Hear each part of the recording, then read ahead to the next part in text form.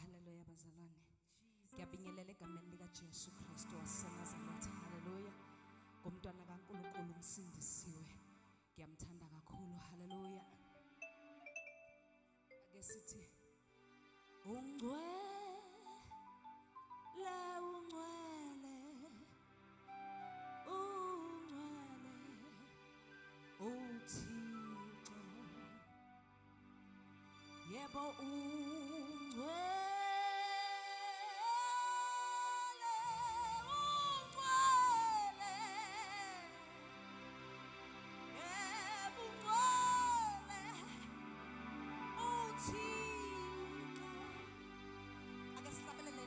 sonke la.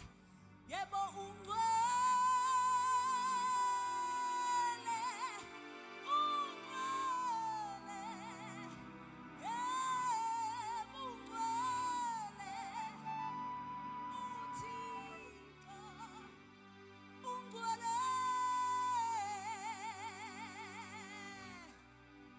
Asidumise sonke bazalwane.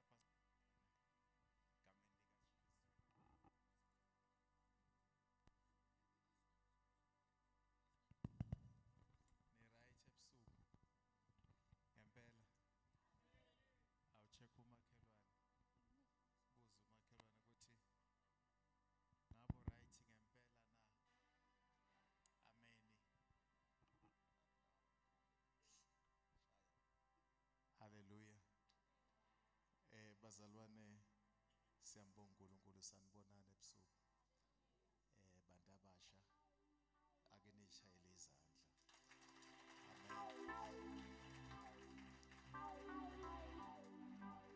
ngiyayibona energy enayo for uJesu lokho kuyanqomeka futhi siyakujabulela amen manje uma sinibona ni langazelela izinto zikaNkulunkulu there is a big amen hallelujah ni right kodwa bazalwane sengisho ukuthi ni right ake ngibone izandla zabathi mina ngikho right vele ngabona ukuthi khona bangekho right iba right ke siyabingelela ke bazalwane ebusuku this is day number 1 of this revival that has been planned by our youth la ekhaya bandla lase RLCC thank you again for supporting this revival it is our revival ba abantwana bethu bazalwane so we need to be with them and support them in everything that they do amen siyabonga kakhulu nabahlabelelayo la bahlabela ngazi ukuthi kusasa baye ezulwini siyabonga kakhulu especially nizandla bazalwane egameni lika Jesu nibahle amen ninjani nibahle egameni lika Jesu siyabonga siyabingelela ekuze Nkosi Baba Mfukeng thank you so much no mama it's always a pleasure to be with you and to see you in this house and baba bonke baba umdlalo baba Mashabane amen thank you so much baba sishayela baba izandla amen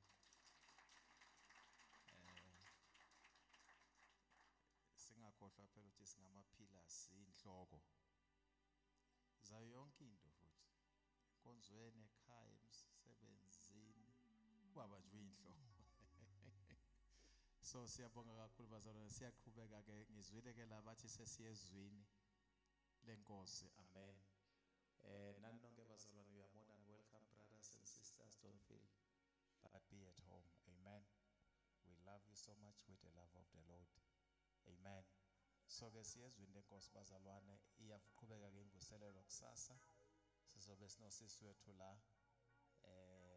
vele so waba umntwana wala ekhaya uDudu bekunaye last Saturday when was it Saturday bengise Standerton amen so she is coming tomorrow uzobe shumayela kusasa sibe nikhona amen egameni lika Jesu so ke siyabonga kakhulu bazalwane phakathi kwethu ukhona umhlobo wami la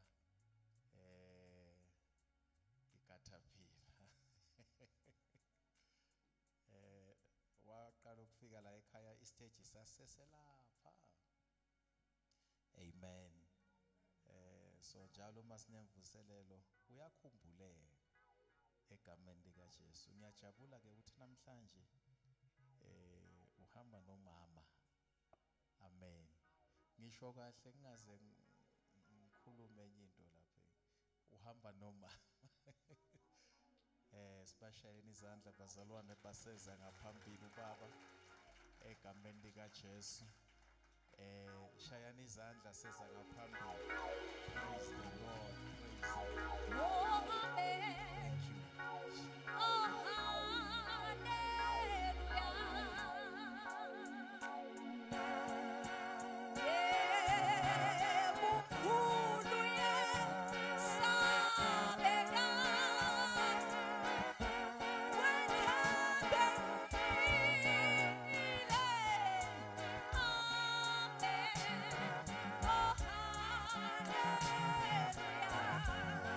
Kudu ya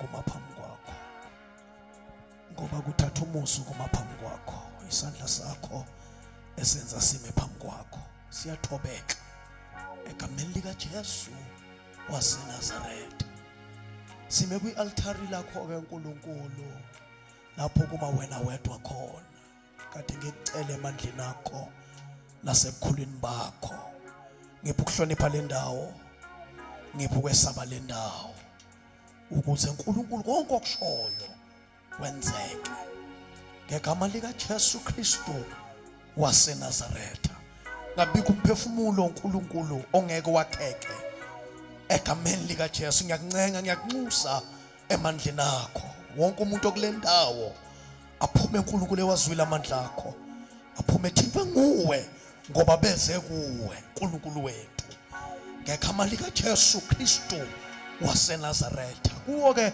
lalogunya osiphelo negazi lika Jesu lonke igunya olibeke phezulu kwale altari igrace oyibeke phezulu kwale altari we declare ukuthi this revival will bring the impact upon young people ngendlela esingazange siyibone uNkulunkulu wethu onamandla indlela moyingcwele kade siyo kule season masiphuma kule mvuselelo siyaphezulu futhi kuyokwazwakala imbali enhle yonke ukuthi uNkulunkulu kade kulemvuselelo yomlilo ekade sikuyo yabantu abasha ngegama lika Jesu waseNazaretha kanti futhi lo mlilo owakhelekile ngeke wacima uNkulunkulu wethu futhi kuyokwazi ukuthi moyingcwele kuneyuthi ekhoza uJesu kuneyuthi ebambe igama lika Jesu ngegama lika Jesu waseNazaretha futhi namadimoni ayosithobela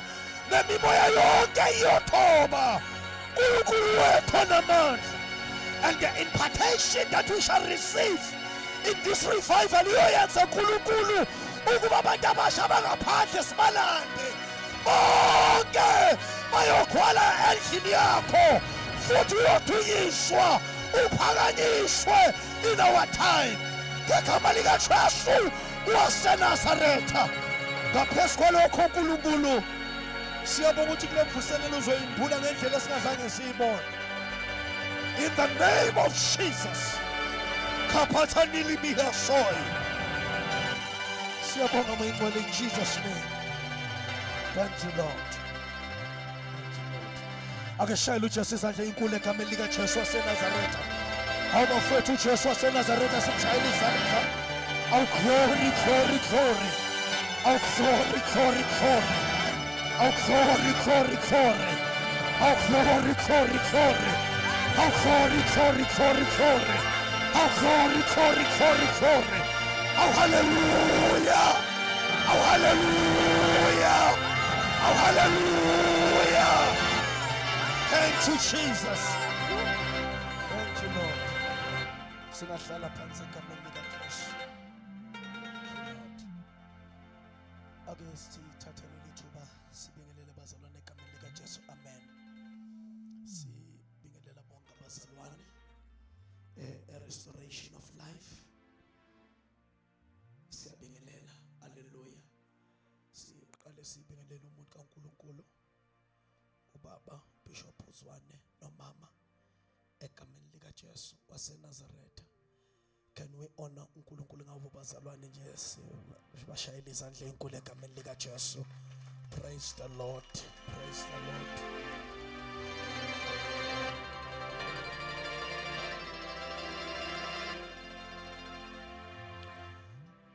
Again, let me say it bazalwane.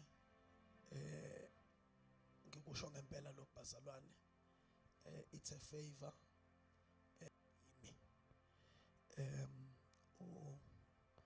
Ubaba umfundisi uZwana akekho omncane. Hallelujah. It's been here for a long time. Hallelujah. Are the people that are carrying the grace of this land. So when you meet them, you are meeting the grace of this land. And there is no way that you honor them and then ungabne favor kule ndawo. So ukuthola ifavor kuye bazalwane ngempela ngibonga uNkulunkulu kakhulu bazalwane egameni lika Jesu siyabingelela futhi leadership yonke la ekhaya, isebenzi zonke zalapha ekhaya ngiyababingelela. Baba Mfokeng ngiyabingelela nakuye ngizwile abanomama egameni lika Jesu. It's nice to see them egameni lika Jesu. Bonke obaba balapha ekhaya ngicela babingeleleke nje bazalwane, and all the men of God and the women of God. Glory to Jesus. Now can I greet the youth in the name of Jesus Christ of Nazareth, the young people of Jesus, the people of power, the people of fire, abantu abasha abahamba noJesu waseNazaretha in the last days, in the end time.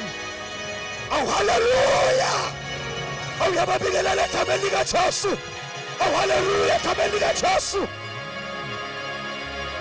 Uma umuntu omusha nje ushaya omunye umuntu omusha nge high five futhi sawubona makhe egameni lika Jesu. Awumtshele sawubona makhe egameni lika Jesu. Praise the Lord, praise the Lord. Mawukuthi le high five yakhe ayinawo amandla, uyayizwa ukuthi ayinawo amandla, ngicela umshintshe shuthi ugugile. Glory to Jesus. Utholo lingana nawe, utholo olumlilo njengawe, utholo semadleni njengawe, umthatha sawubona egameni lika Jesu. Praise the Lord. Oh hallelujah. I don't want to waste time. My topic is very simple. Igama ngiwunhlakanipho ngakahadebe, ngokuzalwa ngizalwe eNewcastle, ngokusebenzela uNkulunkulu ngikhona lapha eMbalenhle. Nginonkosikazi oyedwa wesifazane. Ngithi ngikuveze nalokho egameni lika Jesu. Glory to Jesus. Enzela ukuthi mhlambe ke mangabe mhlambe usubhekile unentshebe ungasayihluphi. Glory to Jesus. Praise the Lord. Hallelujah. Amen. Isikhathi esiningi ngihamba naye baba. Nethu uthanda ukuhlala lapha. Uhlale khona. Akaze ahlala ngabikho egameni lika Jesu. Amen. Ngeke ngithi akasukume nimbone ngaze ningishaye ngesitini egameni lika Jesu. Glory to Jesus. Praise the Lord. Hallelujah. Awuphakamisa nje isandla wakubona egameni lika Jesu. Glory to Jesus. Isiqishanyana nje sikangami, sifishane njengami, sidlile njengami. Glory to Jesus. Praise the Lord. Let's go to our Bible bazalwane egameni lika Jesu waseNazaretha. Glory to Jesus. Ngithemba ibhala ukuthi 6 iqala nge6 revival. So I think umsebenzi wami ulula, mina ngifike eqaleni. Glory to Jesus. Ulula kakhulu. Amen. Matthew chapter 3 verse 11. Ngicela ukukhuluma ngalokho engikubona kuyiposter. Glory to Jesus. So bazalwane target yam namhlanje abantu abathathu. I'm targeting 3 people. One, the people that need to kindle the fire. Number 2, the people that have the fire but they need their fire to burn. Number 3, the people that have to keep the fire burning. Ngizodilana lawo bantu abathathu nje, ngizo encourage bona. Ngizothi awukwazi ukuba musha ungabi nawo umlilo. Ngizothi wemuntu omusha onomlilo mawuvutha umlilo wakho. Ngizothi kuloyo onawo umlilo ovuthayo, ngizothi qhubeka uvuthe umlilo wakho. Matthew chapter 3 verse 11.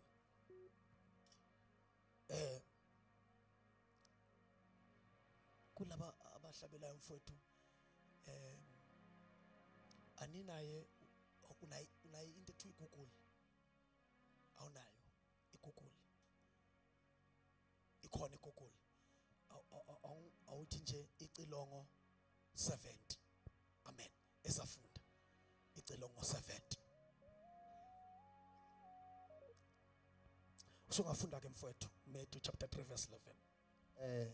Hallelujah. Amen. Matthew chapter 3 verse number 11. Ngizofundela isiZulu kushumayela kukaJohane umbhaphathisi. Hallelujah. Amen.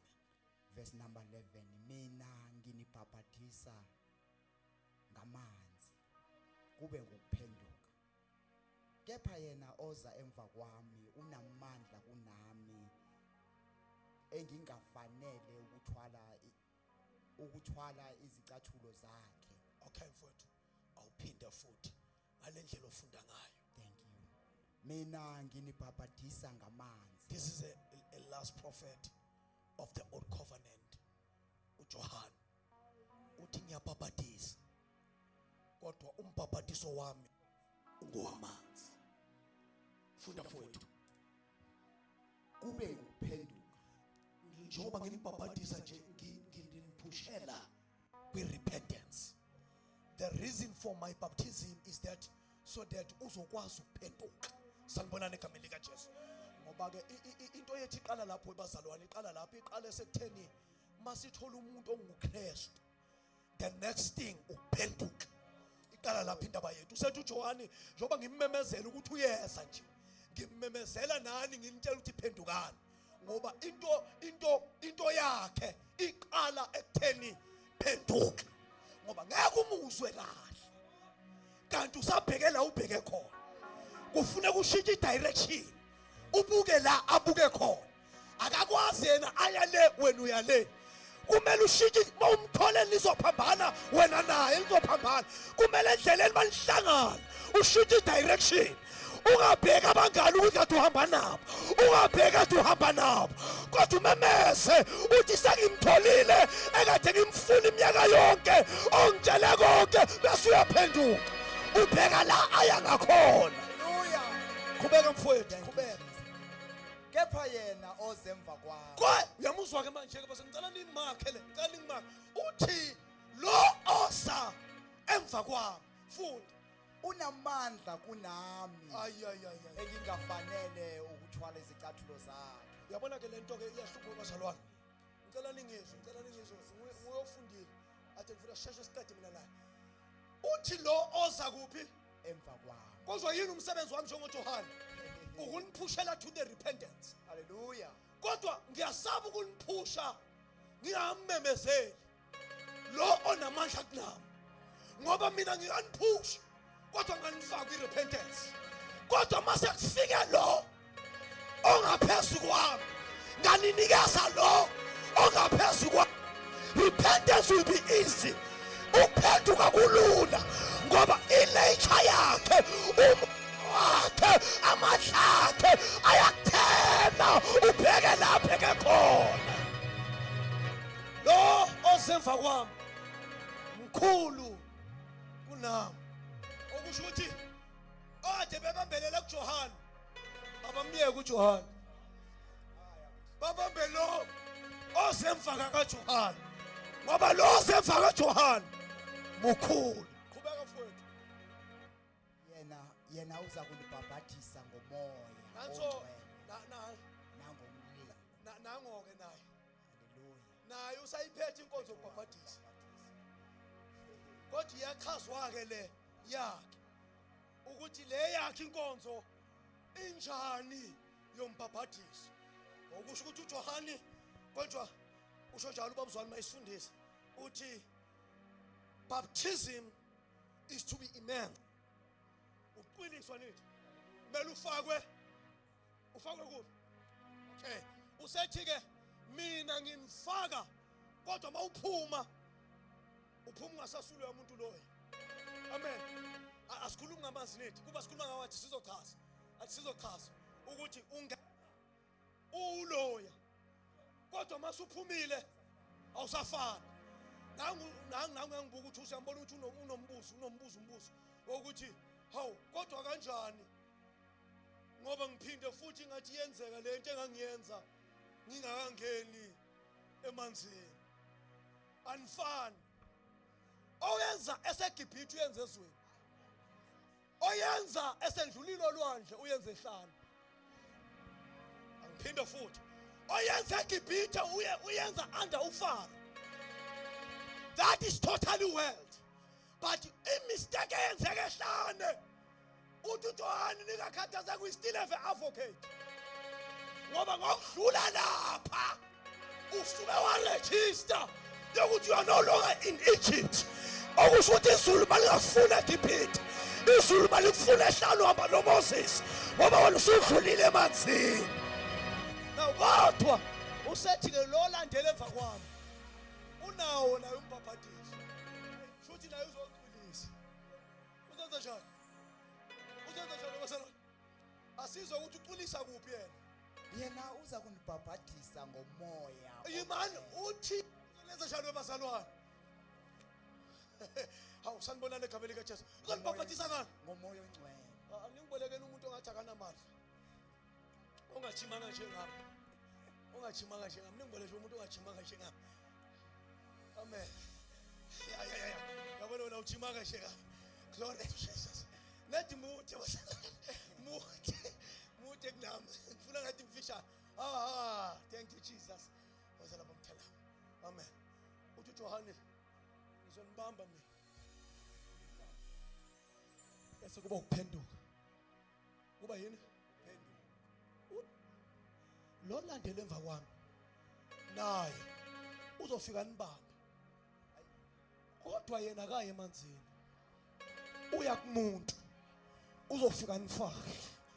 Okusho ukuthi obhabhadiswe ngomoya. Ukumoya. Ngoba ufakwe kumoya. Umahluko between uJesu noJohane ukuthi maye kwakufaka emanzini uJohane uphinda kukhipha. Kodwa uJesu uyakujijela. Ufika kushiya phakathi. Usuyohlala forever. Noma umufe sekhunda. Noma uhambe ebalendle. Uhamba kumoya. Ngoba ushiwe phakathi. Mayakufaka uJesu akubhabhadisa. Akakufaka akukhiphe. Ushiya phakathi. Ukuze ucontrole umoya.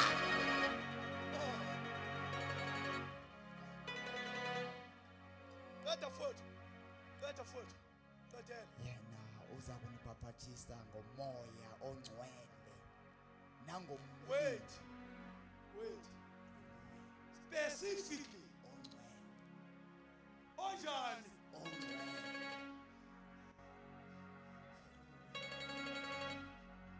Hayi, mama sesikubona ufaka okunye singakwazi. Akusinguye. Futhi usubhabhadisa okunye. Masikubona usufaka okunye. Akusasikho. Ngoba kushiwo ukuthi what kind of the spirit you shall baptize. Uzobhabhadisa kumoya.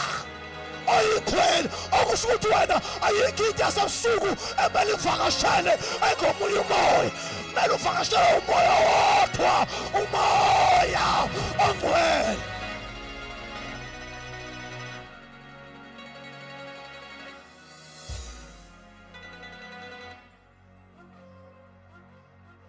Bishop ngicela ungivumela ngisho ma.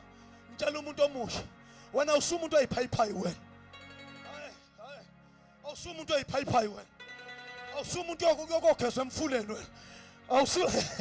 Athi ngisho wena. Awusumuntu uyokorandiswa ehlala ungazi ukuthi wenziwani. Wena umuntu amuyingcwele wena. Wena uvela uguqa ekamereni lakho, uphasa ibhathini ekamereni lakho, ukhuleka ekamereni lakho. Une altari in your room because umoya ingcwele akekhole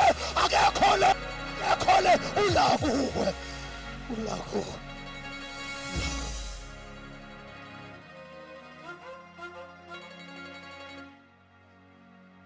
And umoya kuwe is not a dead spirit, it's a living spirit. That's why wherever you go, you are commanded to release life, not death. Because lokhu kuwe ungophilileyo uyaphila kuze bephakathi. Okusho ukuthi nawe uphethe ukuphila. Mase qala kuvela okunye ubokukhuza. Ukutshela into eyodwa, angibhabhadiselwanga. Angiphinde futhi, angibhabhadiselwanga kuwe. So live my dreams. Live my visions. Don't come again. Oh, Shama Sayatai. Mela Sata Kapaso. Ona Taika. Yabona lento abathi deliverance. Sometimes ayiqala usube kwizandla. Iqala wena utshela umoya. Awusiwa kithi wena. You cannot own my life. You cannot own my family. You cannot own my finances. Get out of my life.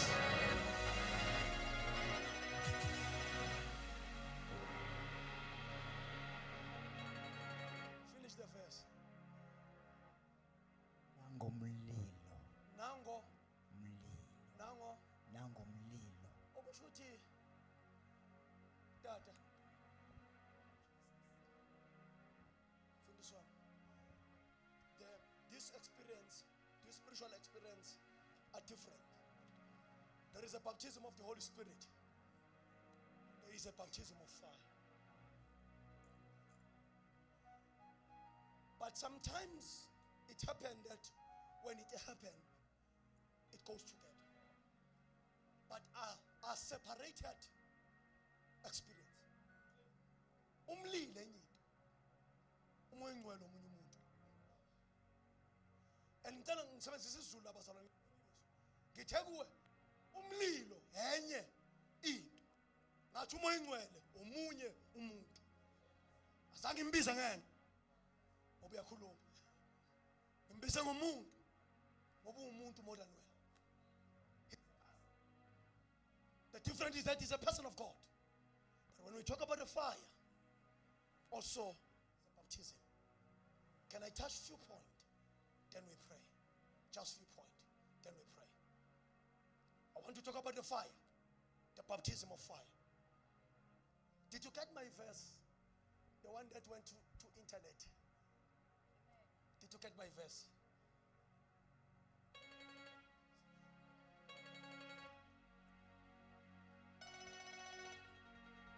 Did you get it? Siyakunxusa Nkosi yethu thuma umlilo Usho njalo nje kule mvuselelo. umlilo ongcwele selupho liluthando lwethu thuma umlilo ongcwele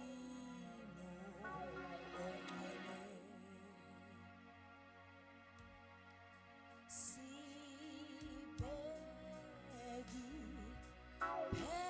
Pentecost impela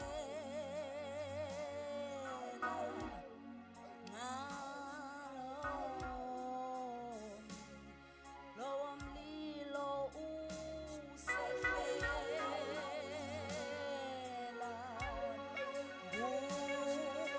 nguwena Nkosi wosizwela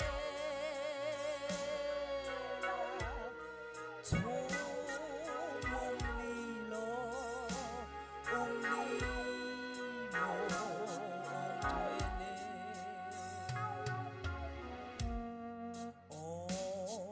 Thixo ka-Eliya sizwe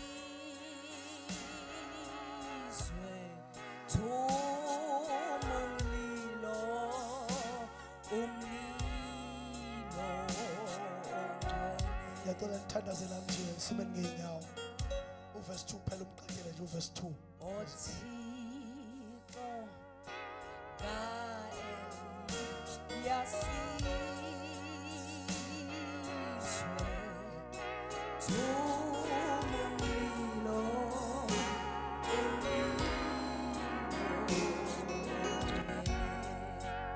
Othixo ka-Eliya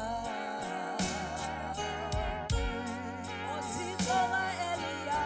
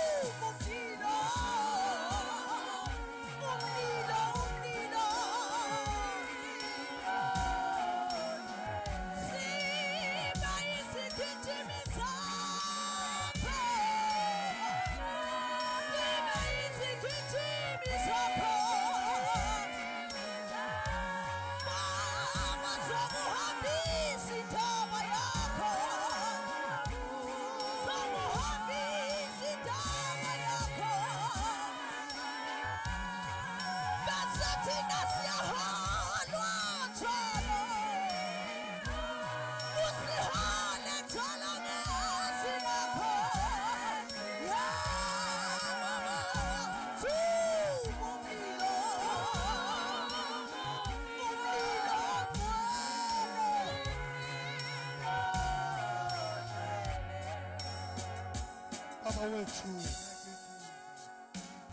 that is our prayer.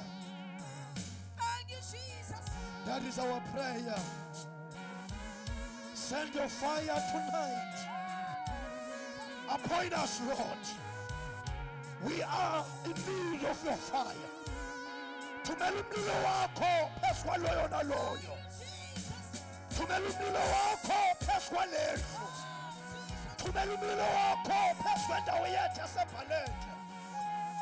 Wakhela umlilo wakho njengalokhu usithambisile.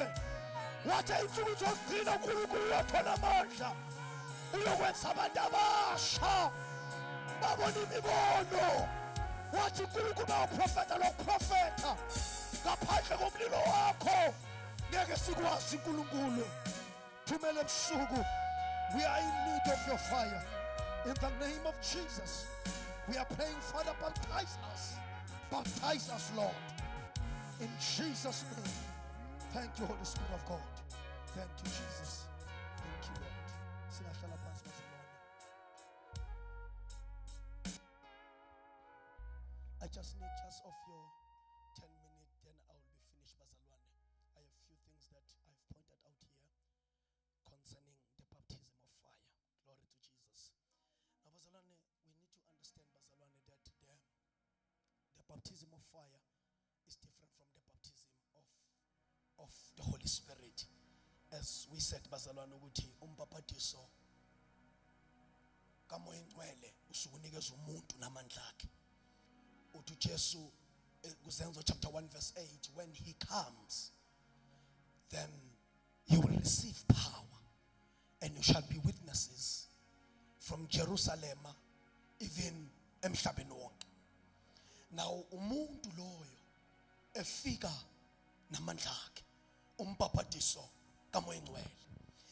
Sifunde kakhulu ke bazalwane umbapatiso kamoya ingcwele kakhulu. Ngiyazi ukuthi masikabuyela kuma New 10 nawo umbapatiso kamoya ingcwele nifundisiwe kakhulu bazalwane. But ngicela sambe so checka umbapatiso womlilo namhlanje. Glory to Jesus. I want you bazalwane nazi ukuthi umlilo is one of the elements, spiritual element esakha inkazimulo. Masikhuluma ngezinto ezakha inkazimulo, umlilo uyingxenye yezinto ezakha inkazimulo. Ngiyakuzwa ke wena osebenza lapha la usebenza khona manikhuluma enkantinini bekutshela lapha enkantinini labo odla nabo bethi ya labo fire inini enzo yesihogweni akusiyithe sesihogweni bazalwane. Inkazimulo iyakhiwa na umlilo. Glory to Jesus. So izinto bazalwane ezimbalo nje engayibala ezakha inkazimulo, amandla, the power. Inkazimulo inamandla, yakhiwa amandla. Inkazimulo yakhiwa igunya, the authority. Inkazimulo yakhiwa by the presence of God. That's why Israeli mayephuma waphuma kwaba nefu elivezayo ukuthi uNkulunkulu nabo. Kodwa lelo fu lali inkazimulo liwukhona futhi babantu bazalwane baNkulunkulu. Now khona le engifisayo ngelinye ngabazalwane mangithola ithuba nje ngifisa ngelinye ngiyafisa ukukhuluma ngayo. eyakhe ikazimulo futhi, it's anointing. Ugqobo is part of the dimensions that builds up the glory. Hallelujah. And yet, I found out that in South Africa, we have a problem in the church of God. People, they don't understand anointing and they don't honor the anointing. Glory to Jesus. Hallelujah. Let me make the example, bazalwane. Elula nje bazalwane, elula mhlambe. Ubani wakaba kwi-intercession la enkonzweni. Oba nje kwi-intercession and nafika nje kunxuso. Ubani owakafika nje kunxuso aphakamisa isandla. Amen. Ngeke ngimbuze aphakamisa isandla. Amen. Akwenzeki ninxuse. Wafika kuthandaza. Uthi nje isandla. Oh, akwenzeki bazalwane. Okay. Or nasabu phamisa isandla.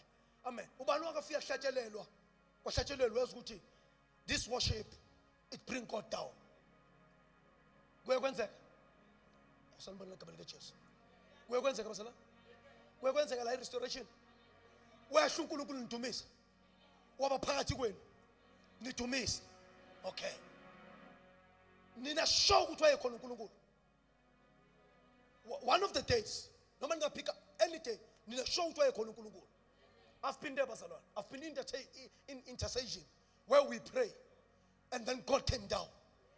When we sing the worship and God came down. But there's something that I never understood for a long time.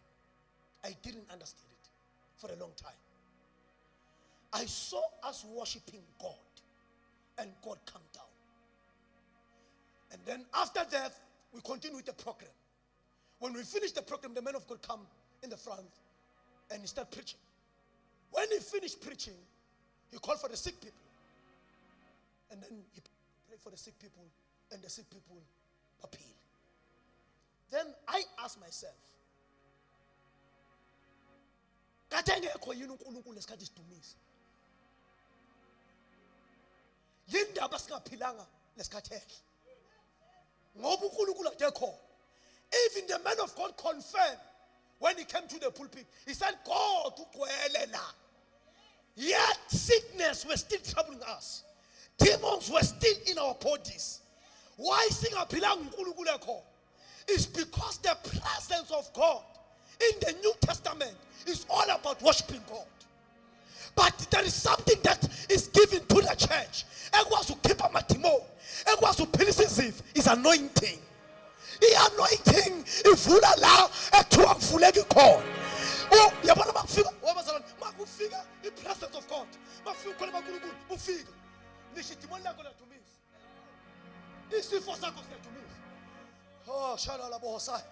Uyazi ukuthi nje manje mhlambe njoba tekudunyiswa nje ukhona nje mhlambe ngiyabekisa angisho wena ngisho ukubekisa khona mhla obuye emfaneni. Yeah, njoba sidumisa khona ubuya kuphi emfaneni. Njoba nje buya emfaneni ichama iqala iphakama indumiso. Uyazi ukuthi lento ikhona. Kwasho ukuthi nalento omfana nayo mele ithola. Yavela phakamisa izandla nayo. Yadumisa nayo. Ngoba ipresence kaNkulunkulu is not here to deal with situation. It's here to make everyone to bow to God. Bese liyafika uqho. Uqho badlali ke bazalwane. Liyahlukanisa. Uqho lahlukanisa lithatha amanyala alobeka eceleni lishiya wena.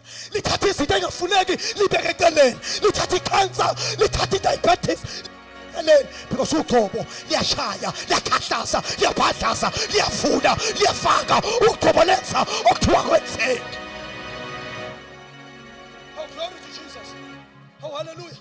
Bazalwane, ngikhona into engifuna ukunisiza ngayo nina la eSouth Africa. Engifuna ukunisiza ngayo. People of the world, they understand that things don't come easily. Ngaphakamisa umfowethu, ngaphakamisa. Ngaphakamisa. Qhubeka udlala ngezandla zakho. People of the world, mamfundisi. Mabefuna ukulungisa izinto, bayehla baya kamhlaba yalenga. Imani ilunge nje. Impilo le. Yini le? Bayehla baya kuphi? Bawenzani? Uyabona nje kade sikholile babuzwane manje end of month sikholile. Ngizwa amadoda athi siyehle. Athi siyehle.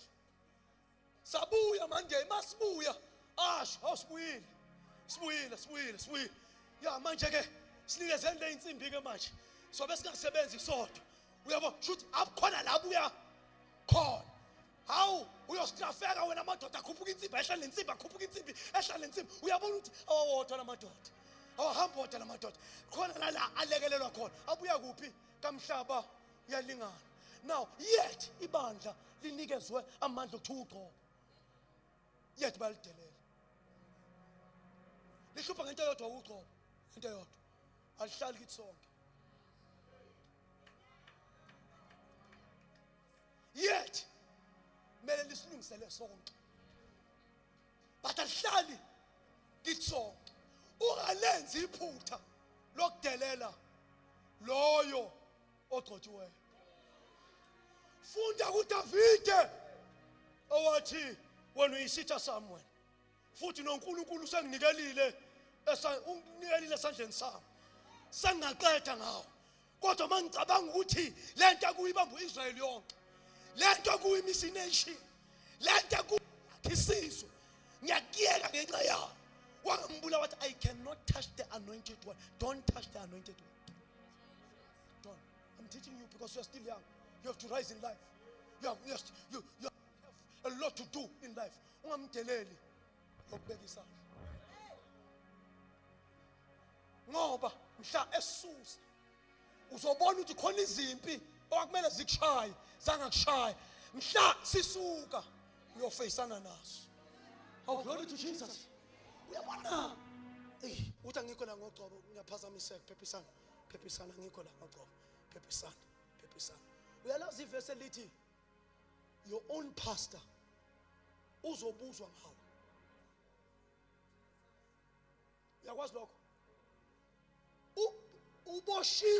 uboshiwe ekutheni khona izinto engamele zikushaye uboshiwe uyi-prison of Christ ukuze wena ungalimali uboshelwe noma ethanda uba nempilo yakhe ngiyakwazi uba nempilo yakhe ngenxa yakho ungenzi iphutha lokudelela lo muntu sanibonana egameni likaJesu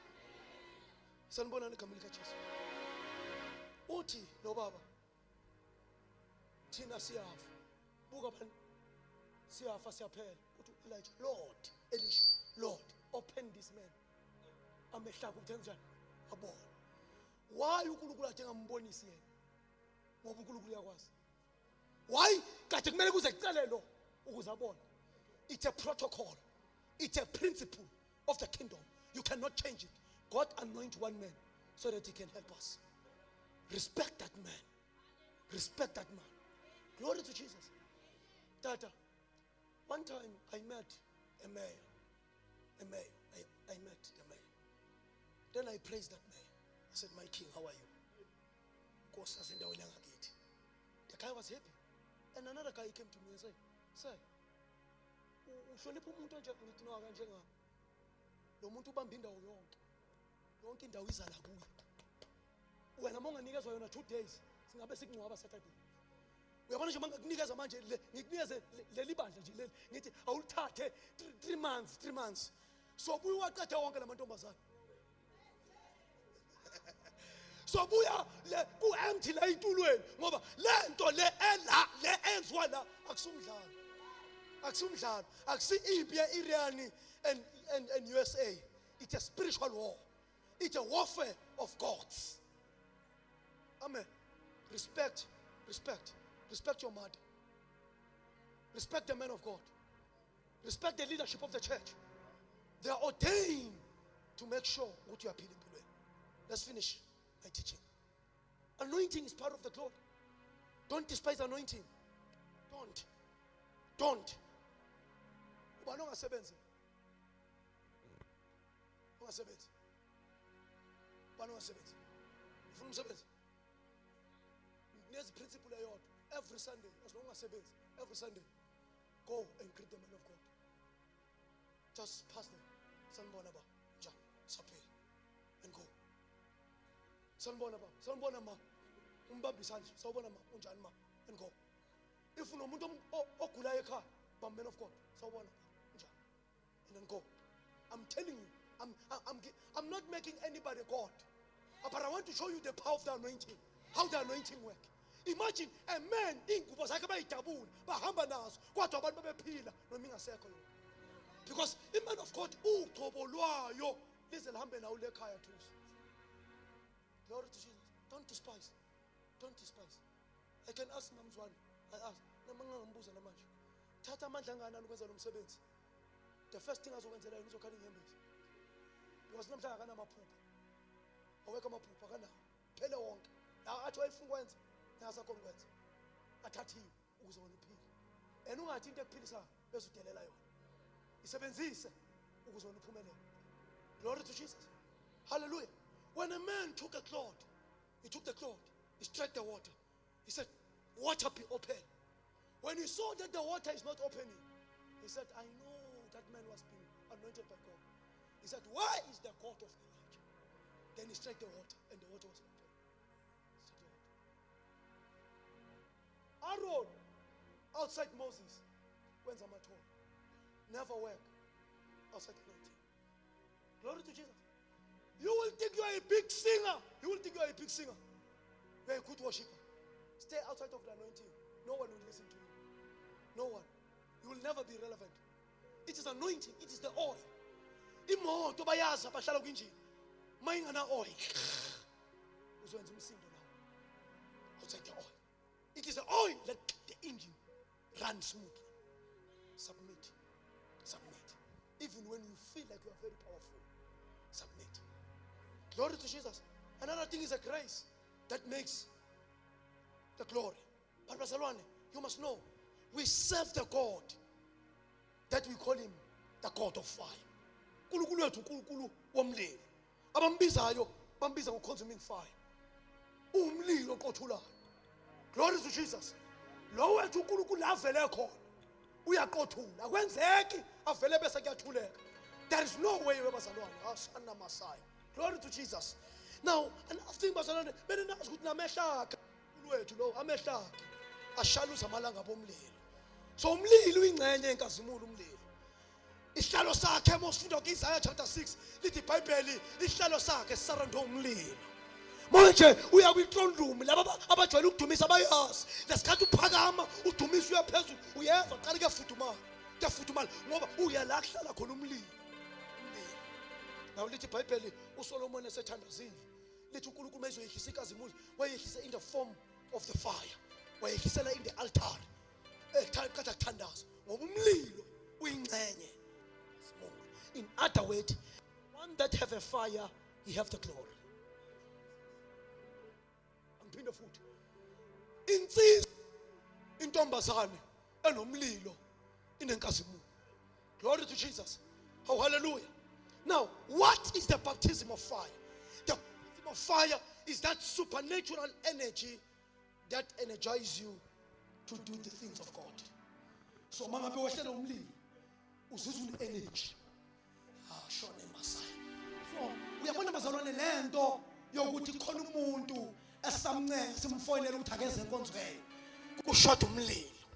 Kade kufuneka simfake umlilo ngoba lo mlilo unikezana i-energy uthi phakathi kwezimo ushayeka ukuze uthi uyashayeka engathi imthandazo yami ayiphenduleki kodwa makushaya u4 o'clock ekseni uphaphama uyasho ukuthi this is Sunday, this is the good day, the day of worshiping God. Ngizoya noma nginesikete sodwa, ngizoya noma ngikhala, I'm going there because I'm carrying fire.